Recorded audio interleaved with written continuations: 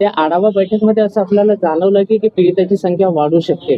आज एक विक्टीम आहे 9 झाली. ज्यांनी बयान देणं सुरू केलंय आज, आणि सुरू केल्यामुळं पुढं याचं गांभीर्य कळेल संध्याकाळपर्यंत.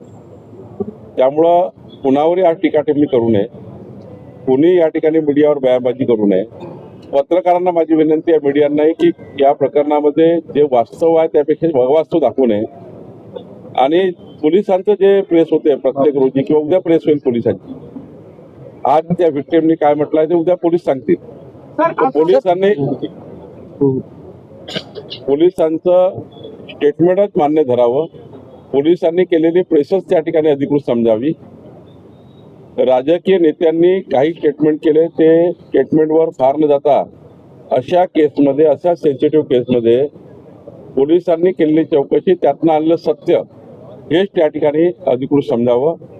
मी अजून त्या ठिकाणी पत्रकारांना विनंती करतो, एकामेकावर आरोप प्रत्यारोप करण्यापेक्षा पत्रकारही जबाबदार लोक आहेत. तुमच्याकडे काही ॲडिशनल माहिती आली, तुमच्याकडे काही समाजातून माहिती आली, ती तुम्ही पोलिसांना द्या.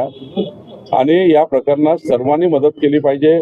मी नागरिकांना आणि ज्या पीडित मुली आहेत त्यांना विनंती करतो की तुम्ही पोलिसांकडे, जशी एक मुलगी नागपूरवरून आली आहे तसंच जर अमरावतीमध्ये कोणी असेल, न घाबरता, न त्या ठिकाणी कुठल्याही पद्धतीने या ठिकाणी कोणाच्या दबावात न येता पोलिसांना त्यांनी माहिती दिली पाहिजे, पोलिसांकडे आलं पाहिजे, गुन्हा रजिस्टर केला पाहिजे.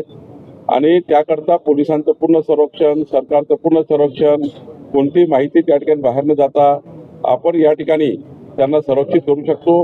आपल्या माध्यमातून माझी विनंती समाजाला, नागरिकांना, आणि ज्या आरोप या ठिकाणी काही फिर्यादी असतील, ज्यांना बयान द्यायचं असेल, त्यांनी निष्पक्षपणे आणि न घाबरता बयान दिले पाहिजे.